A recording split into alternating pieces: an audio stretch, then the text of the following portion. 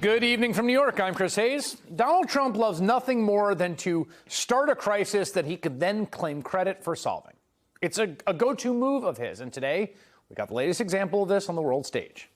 Trump spoke to fellow global leaders at the World Economic Forum in Davos, Switzerland, ranting about how much he wanted to own Greenland, insulting all the European countries who've objected, going into weird tangents of like gutter racism, generally embarrassing himself and all of us once again on the world stage. It's a familiar refrain now, an obsession of his. For months, he's basically been threatening to take Greenland by force the way that Hitler rolled into Czechoslovakia and Putin rolled into Ukraine. Same idea. It has brought the NATO alliance to the brink. It has spooked stock markets. It has even led Canada, yes, Canada, to formulate a military plan for dealing with a U.S. invasion.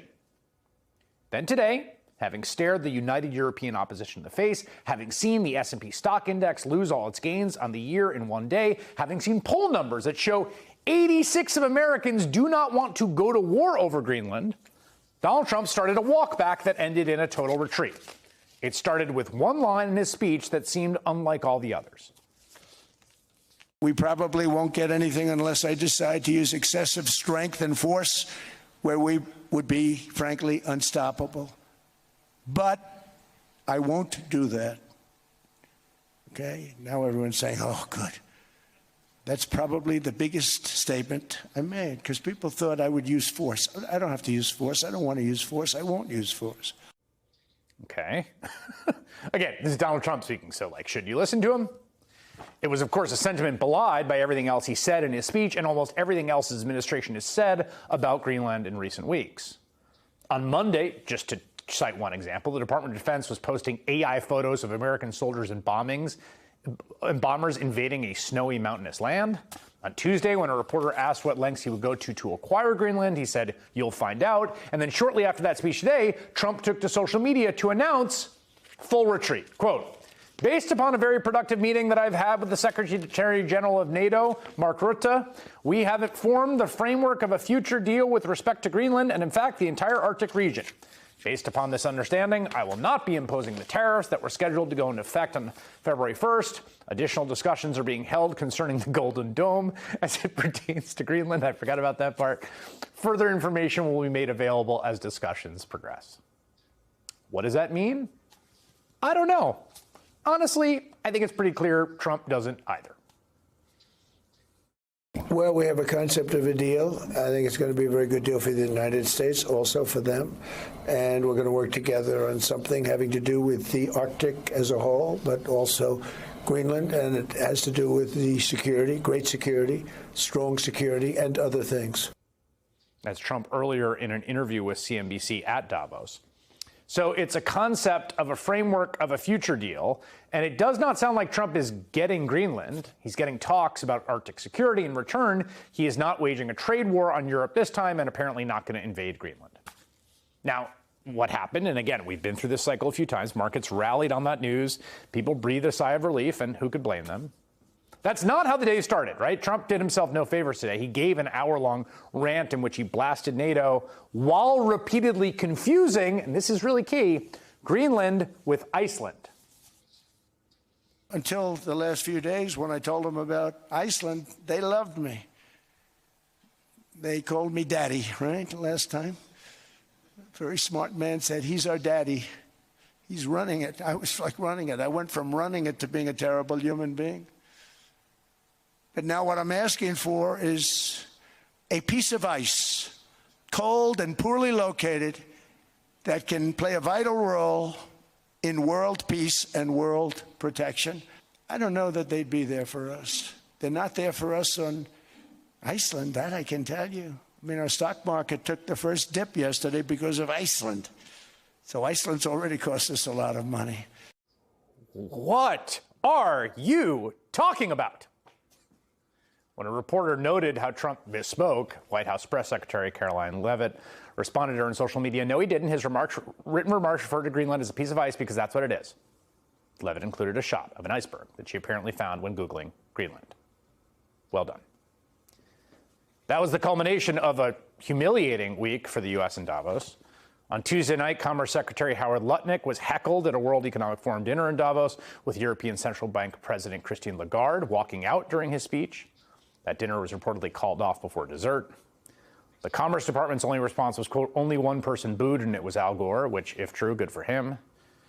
Yesterday, Canadian Prime Minister Mark Carney gave a really stirring speech in Davos about the middle powers, like Canada, of the world moving on from U.S. leadership, announcing that the rules-based order is basically dead.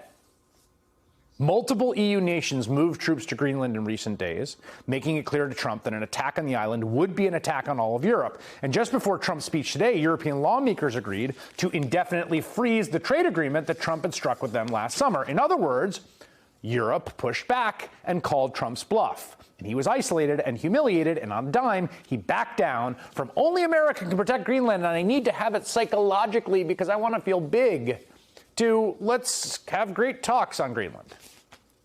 But we've been here before.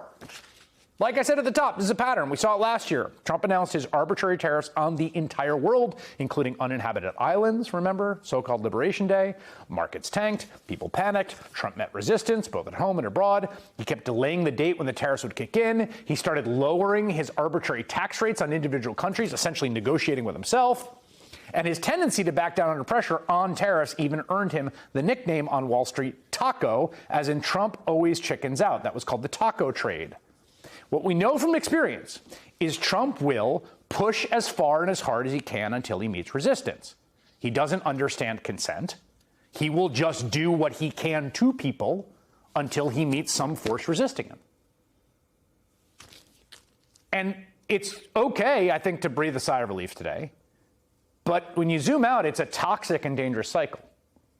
I mean, Trump backed off his worst tariff threats, but not before doing huge damage to international alliances, driving up inflation, squeezing American consumers and small businesses, taking a sledgehammer to the American auto industry, pushing China to make a deal with Canada. I mean, we are worse off than when he started the tariff day crisis and then solved it. Definitely in every way.